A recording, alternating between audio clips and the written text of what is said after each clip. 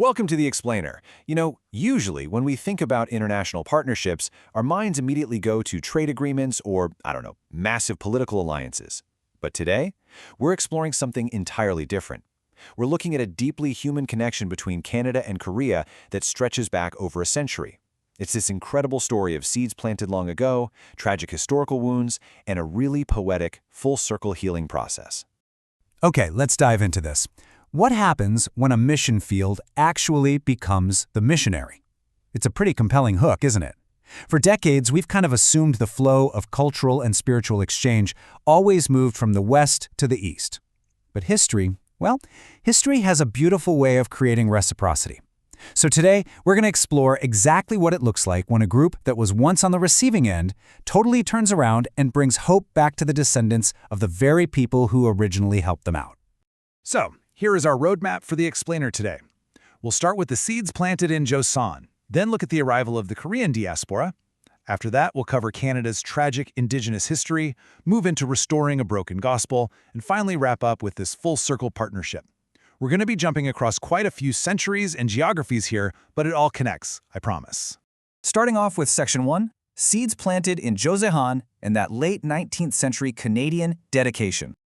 And this brilliantly illustrates the sheer volume of work that was being done back then.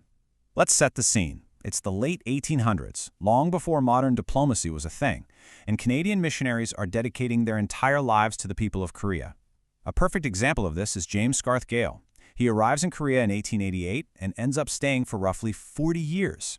He wasn't just constructing buildings, he was building bridges of actual understanding. By 1895, he translated the Pilgrim's Progress into Korean. In 1897, he published a massive Korean English dictionary, and by 1925, he was co-translating the Korean Bible. He literally gave these two cultures the exact words they needed to understand each other. $10,000. Now, to put that into perspective, back in 1900, that was a massive sum. While Gale was doing all that literal translation work, others were focusing on medicine. At a conference in Carnegie Hall, a missionary named Dr. O.R. Avison, who ran a royal clinic in Korea called Jaejungwon, spoke so passionately about needing a modern hospital that an American named Louis Severance just stood up and donated this $10,000 on the spot.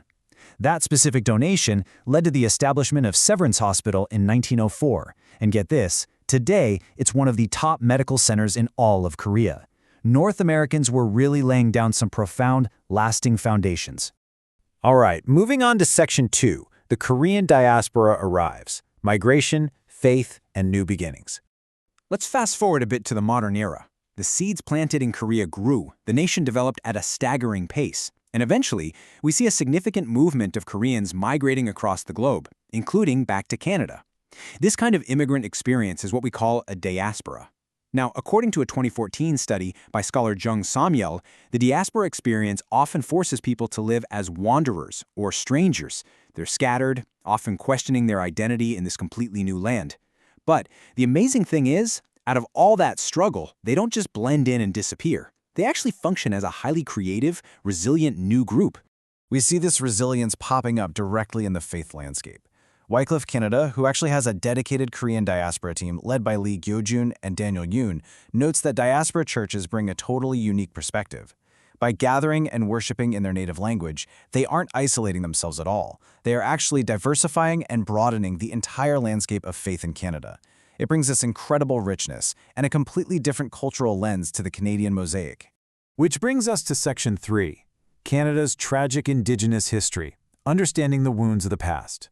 To really grasp why the diaspora's presence in Canada is so vital today, we have to look, with a lot of empathy, at a deeply painful chapter in Canadian history. As Pastor Cho Hyuk-jun explains it, this history follows a devastating sequence. First, Indigenous peoples lost their lands and autonomy to settlers and government policies. Next came the residential school system, which was run heavily by the government alongside traditional churches. Children were literally forced from their homes with the explicit goal of wiping out their Indigenous culture and language. And the inevitable result of all that was profound generational trauma and the absolute shattering of family structures. So the crucial point is how this history completely fractured trust. Because traditional churches ran these schools on behalf of the government, the message they brought was understandably viewed as deeply toxic. Pastor Cho calls it a distorted gospel, used specifically as a tool for forced assimilation. When you look at that historical reality, it makes total sense that indigenous communities would view Western institutions, and particularly the church, with intense hostility. And we really can't just look away from the tragic outcomes of this cultural eradication. When you take children away from their parents, an entire generation grows up never learning how to parent, how to live in their own culture, or how to heal.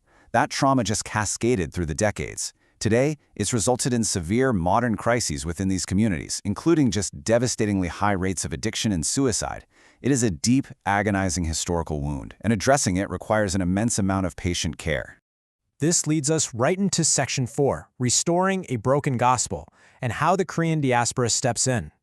So, you have to ask, who could possibly bridge this massive gap of mistrust? Traditional Canadian churches obviously carry heavy historical baggage from the residential schools. But then, in March 2014, this historic gathering took place in Edmonton, hosted by Antioch Church. 17 Korean missionaries from all across the country, BC, Alberta, Saskatchewan, Toronto, they all united. Think about this. For the first time in the 400-year history of Indigenous relations in Canada, a distinct network of Korean diaspora members formally organized to collaborate and share their efforts working alongside Indigenous communities. It's a real game changer. One of the people doing this work is Pastor Cho, who serves at the Nanaimo Indigenous Church. Interestingly, this area actually saw a massive boom of Indigenous-led faith back in the 1960s, but more recently faced a lot of church closures. So why exactly are Korean missionaries finding success in this incredibly slow, patient work where so many others have struggled? It really comes down to one word: empathy. You see, Koreans themselves share a very painful history of colonization and cultural suppression from the early 20th century. When they sit down with Indigenous elders, they bring this shared, almost genetic understanding of what it feels like to have your entire culture threatened. They aren't the colonizers, they are fellow survivors. Now, what's really interesting about this slide is the profound paradigm shift it represents. Pastor Cho puts it perfectly. It's not about preaching a new gospel to people who haven't heard it. It's about restoring the gospel to those who are deeply hurt by a distorted one. Actually, scratch that idea of traditional missions entirely. It's more like a deep active restoration. It's taking something that was literally used as a weapon against these communities and slowly proving that it can actually be a tool for healing. And finally, Section 5, a full circle partnership, the power of reciprocity. Let's move to and see how this builds across the centuries. We're pulling all these historical and modern threads together now. Over in 19th century Canada, people like James Gale were planting seeds of health and literacy in a struggling Korea. But look at today, the 21st century. Korea is a massive economic powerhouse, and its diaspora right here in Canada is returning the favor. They are intentionally stepping in to serve some of the most historically marginalized people in Canada, helping to heal their host nation's deepest, most painful wounds. It's the boomerang effect in action. And you know, this whole narrative is just beautifully bridged by the idea of translation. We started with literal dictionaries and books in the 1890s that helped two different cultures communicate. Now, it's evolved into a modern cultural and spiritual translation. The diaspora is taking the love and the support that their ancestors received well over a century ago, and they are translating it back into a modern Canadian context exactly where it is most desperately needed. So as this incredible full-circle healing continues between the Canadian and Korean peoples, it leaves us with a pretty big question. How might other global communities look to their own shared histories to heal the wounds of the present? What other hidden boomerangs of history are just out there waiting for the right moment to return? Thank you so much for exploring this deeply human story with me today on The Explainer. I really hope you found it as fascinating and moving as I did. Keep learning, keep looking for those connections, and I'll see you next time.